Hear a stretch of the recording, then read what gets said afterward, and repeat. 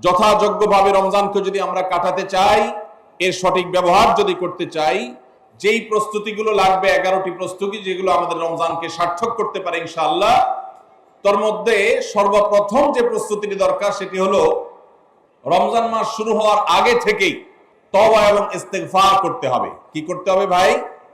তওবা ইস্তেগফার কেন করবেন? তওবা ইস্তেগফার তো সারা বছরের রুটিন আমল।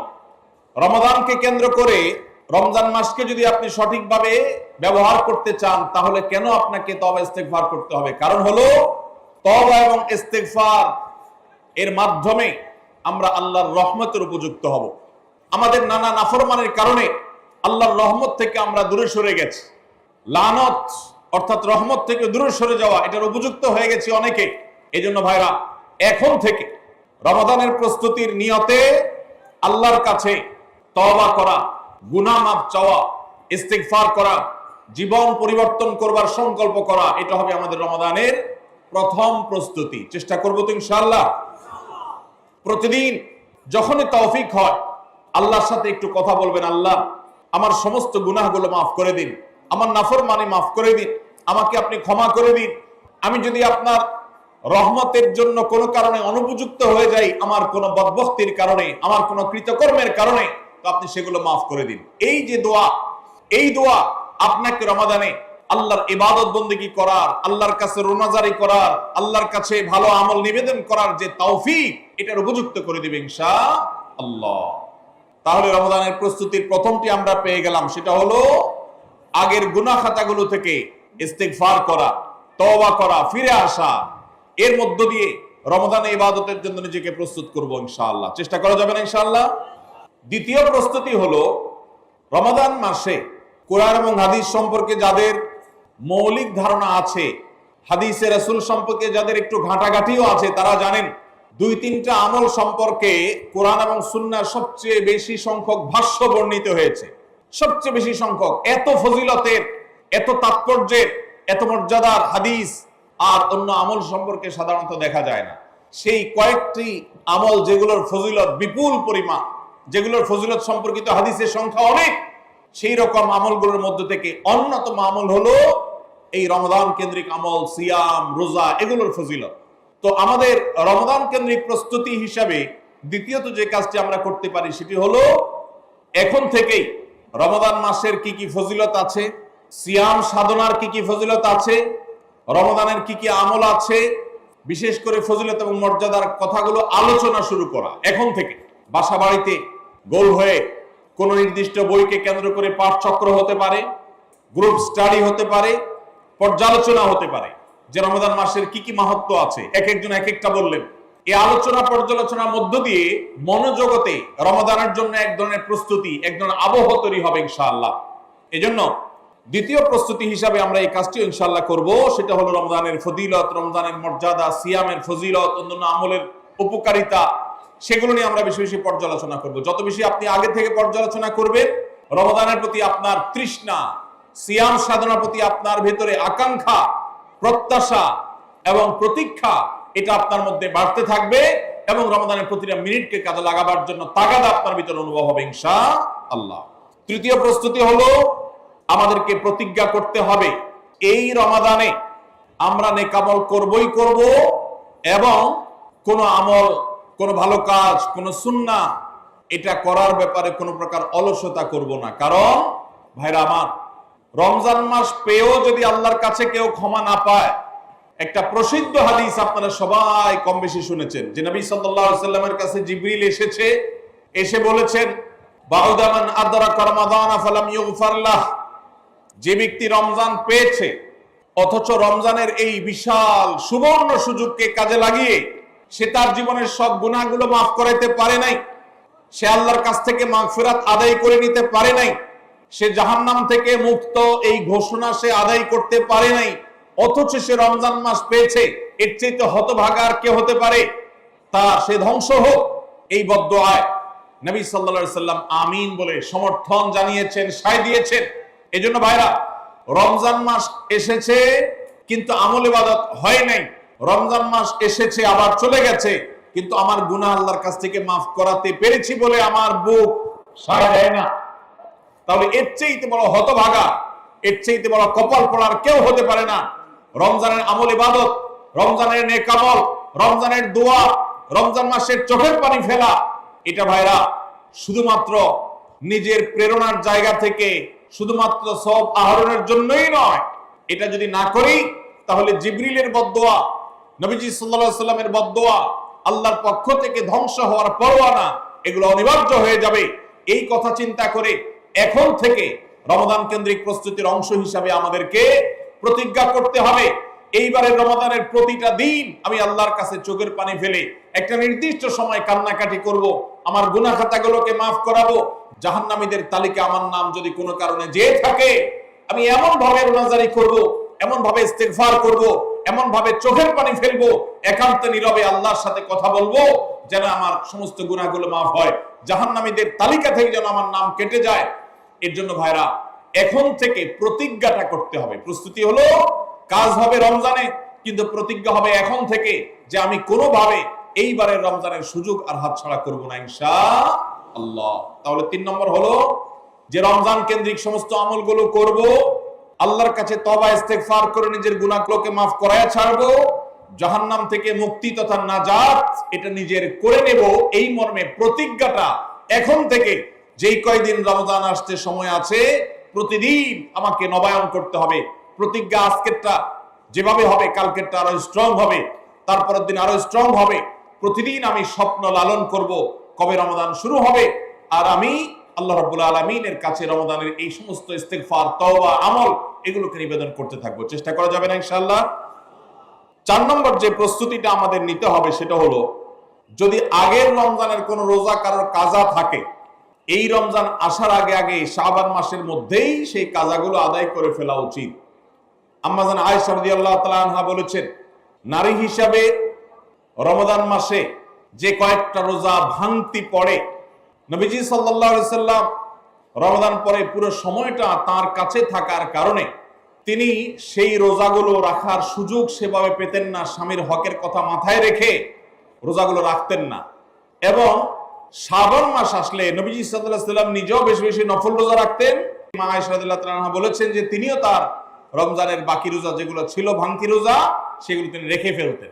তো এই হাদিস থেকে বোঝা যায়, রমজানের রোজা যদি কারোর কাজা হয়, পুরুষদের অসুস্থতার কারণে হতে পারে, মা বোনদের মাসিকার কারণে হতে পারে, তাহলে সেই রোজা যত দ্রুত সম্ভব আমরা কাজা করে ফেলবো। এবং সেই কাজা করতে যদি কোনো কারণে, যৌক্তিক কারণে বা যে কোনো কারণে যদি বিলম্ব হয়, তাহলে এই বছরের আসন্ন রমাদানের প্রস্তুতির অংশ হিসাবে আগের রমজানের কোনো ভাঙতি রোজা থাকলে সেগুলো সব রেখে কাজা করে সম্পূর্ণভাবে এই রোজার জন্য প্রস্তুত হবে। এটা হলো 4 নম্বর প্রস্তুতি। 5 নম্বরের রমজানের প্রস্তুতি হলো, আল্লাহ রাব্বুল আলামিনের কিছু সাধারণ ক্ষমা আছে, কমন ক্ষমা, গণহারে মাফ।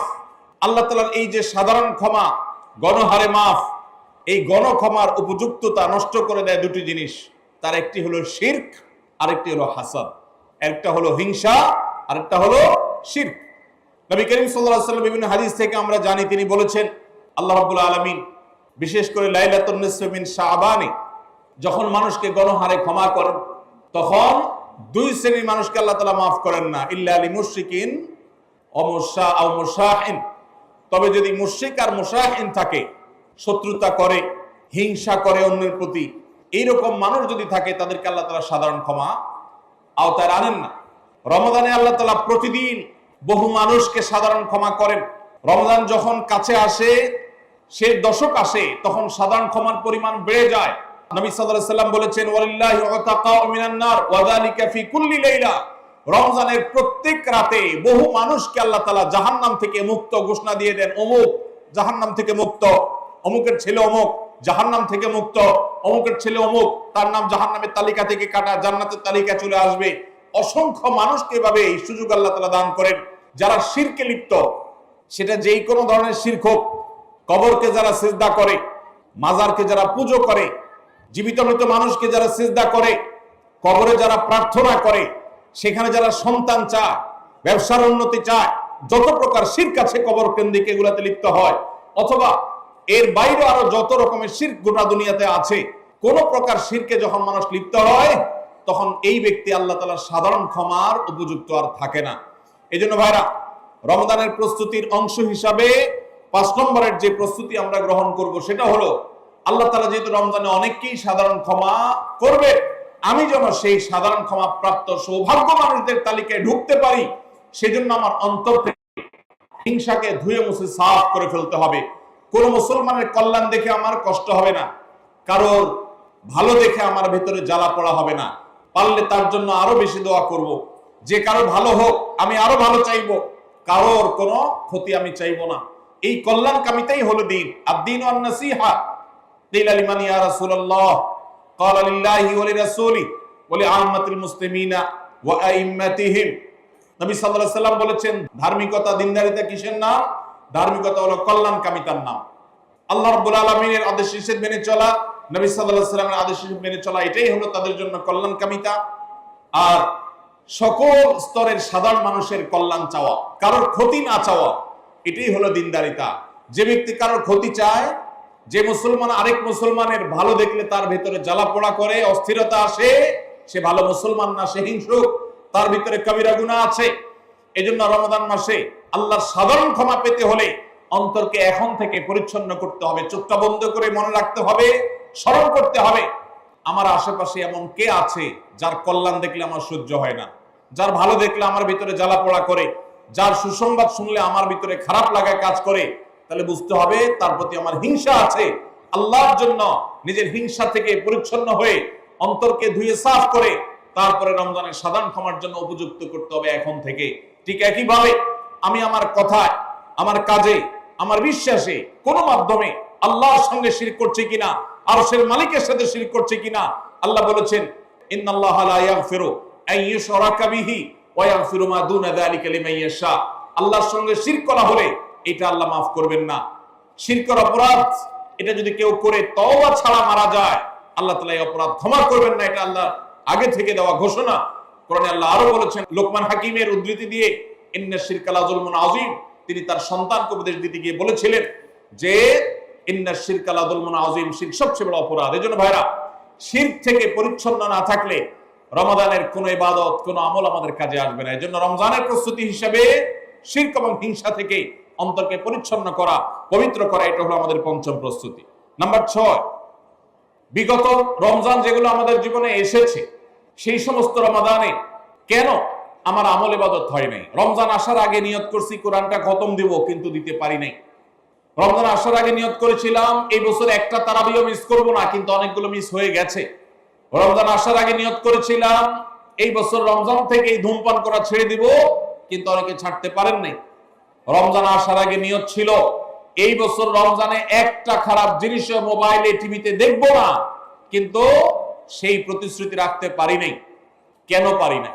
বিগত রমজানের সমস্ত আমলনামা নিয়ে বসতে হবে এখন থেকে, শাবান থেকে, আজকে থেকেই, যে আমার গত রমজানে আমল ইবাদতের ক্ষেত্রে প্রতিবন্ধকতা, বাধাগুলো কি কি ছিল, একটা একটা করে সম্ভব হলে লিখে ফেলবেন। নাম্বার 1, আমি তারাবিটা নিয়মিত পড়তে পারি নাই, কারণ অমুক অমুক বন্ধুর সাথে আড্ডায় যেতে হয়েছে, তাহলে এটা আমার একটা বাধা। আমি হারাম জিনিস থেকে বেঁচে থাকবো, কিন্তু পারি নাই, কেন? কারণ ফেসবুকে ঢুকছে একটা কাজে, সেখান থেকে আমার আরো 5টা অকাজ করা লাগছে, তাহলে এটা আরেকটা কারণ, ফেসবুক।